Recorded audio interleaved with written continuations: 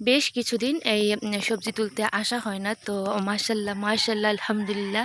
কেউ কিন্তু মাশাআল্লাহ বলতে ভুলবেন না। হচ্ছে কলমি শাক, এগুলো না ছিলে না ভালো লাগে না, দেখলেই তুলতে ইচ্ছা করে।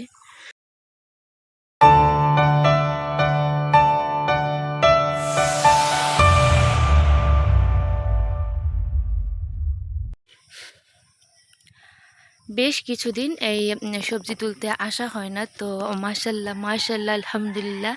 কেউ কিন্তু মাশাআল্লাহ বলতে ভুলবেন না। বেশ কিছুদিন পরে দেখেন গাছের কাছে আসছি আর দেখি কি পরিমাণে যে বটবটি হয়ে বড় হয়ে গেছে আর কি। যেমন গাছ সেই তুলনায় আলহামদুলিল্লাহ ভালোই ধরছে। আর যা ধরছে তা মাশাআল্লাহ দেখেন কতটা বড় হয়েছে।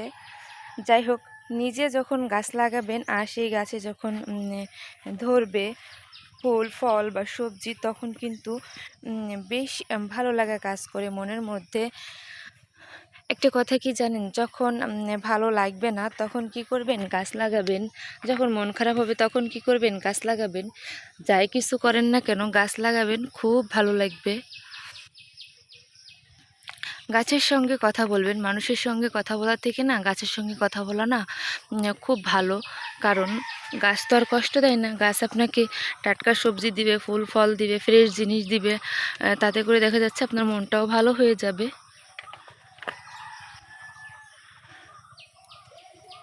আমার কাছে সবথেকে ভালো এটাই মনে হয়। আমি মনে করি মানুষের সঙ্গে মেশা থেকে নিজে গাছ লাগান, নিজে বাঁচুন এবং অপরকেও বাঁচান। আপনার ফ্যামিলি বাঁচুক, আপনি বাঁচুন। মানুষের সাথে কখনোই মিশবেন না বেশি। মানুষের সাথে মিশে নিজের সময়টা নষ্ট করবেন না।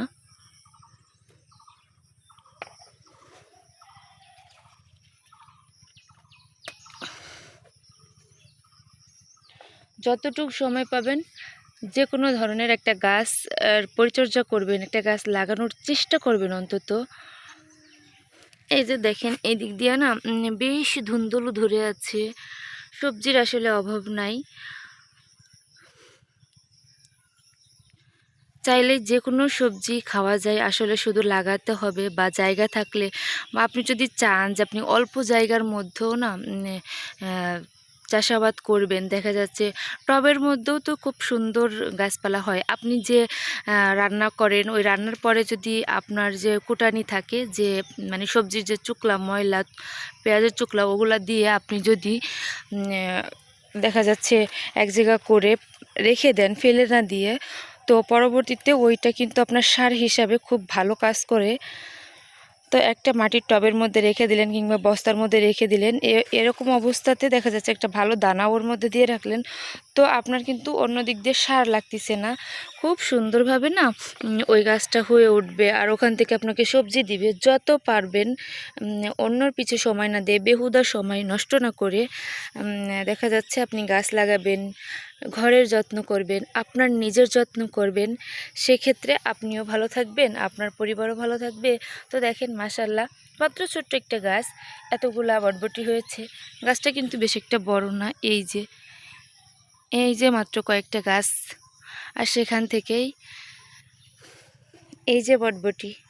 অনেকক্ষণ আমি আমার প্রিয় আপুদের সঙ্গে কথা বললাম।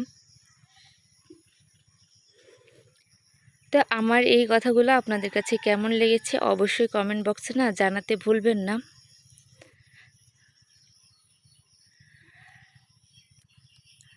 যারা আমার ভিডিওটা এখনও দেখছেন, প্লিজ একটা লাইক দিয়ে আপনাদের মূল্যবান মন্তব্য কমেন্ট বক্সে রেখে যাবেন। চিরা হয়ই নাই, এই যে আরও রয়েছে। আমি দেখেছি সবথেকে যে জিনিসটা বেশি সবজির মধ্যে সবথেকে যে জিনিসটা অল্প দিনে খাওয়া যায় বা বড় হয়, সেটা হচ্ছে বটবটি। দেখা যাচ্ছে আজকে ফুল ফুটেছে 2-4 দিন বা 2-4 দিন, সর্বোচ্চ 5 দিনের মধ্যে না ওই সবজিটা খাওয়ার উপযোগী হয়ে ওঠে। এই যে কত সুন্দর একটা জায়গাতে একটা একটা বড় হয়ে গেছে, আরেকটা ছোট, আরেকটা ফুল, আবার ওই যে ফুলের কড়িও আছে। উফ রে, ব্যথা পাইছে আমার গাছটাই।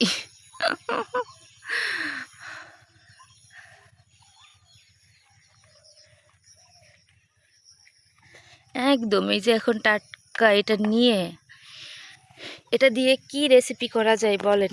কিভাবে বটবটি রান্না করলে বা বানাইলে খাইতে বেশি সুস্বাদু এবং ভালো লাগবে সেটা কিন্তু কমেন্ট বক্সে জানিয়ে যাবেন আপনারা। ওই দেখেন এই সাইড দিয়া যে ছোট ছোট মুরগিগুলা বেড়াচ্ছে, গ্রামীণ এই পরিবেশটা যে কী যে ভালো লাগে।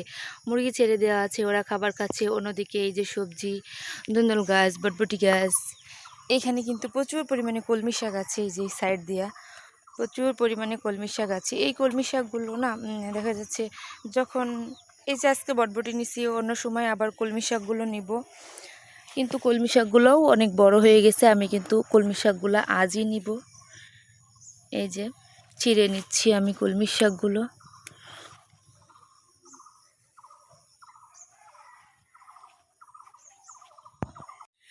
কাছে যদি টাটকা সবজি থাকে তো না ছিললে না আসলে ভালো লাগে না। কলমি শাক দেখে আর আলু শাক দেখে না লোভ সামলাতে পারলাম না, কারণ টাটকা সবজি তো। এই যে এতগুলো আমি ছিঁড়ে নিয়েছি অলরেডি।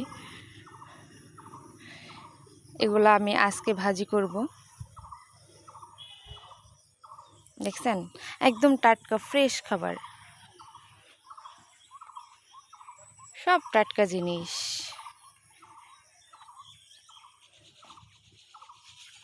এই যে পুকুরে কিন্তু প্রচুর পরিমাণে মাছ হবে। আর দেখা যাচ্ছে পুরো বর্ষার সিজন ধরেই কিন্তু মাছ কিনবো না, তো মাছ কিনবো না, সবজি কিনবো না, চাউল কিনবো না, তাহলে আরও অনেক জিনিস আছে যেগুলো কিনবো না। তাহলে মাত্র ওই যেগুলা বাড়িতে হয় না, জাস্ট কিনে খাইতে হবে, তো সেগুলাই যদি শুধুমাত্র কিনি তাহলে আমার পরিবারের বা আমার সংসারের কতটা খরচ বেঁচে গেল, তাই না?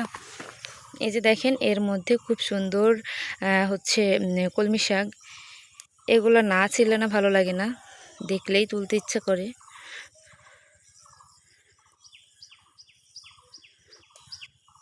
কারণ টাটকা জিনিস তো দেখলেই যেন মানে ভিতরে একটা আহ, লোভ কাজ করে, ঠিক আছে।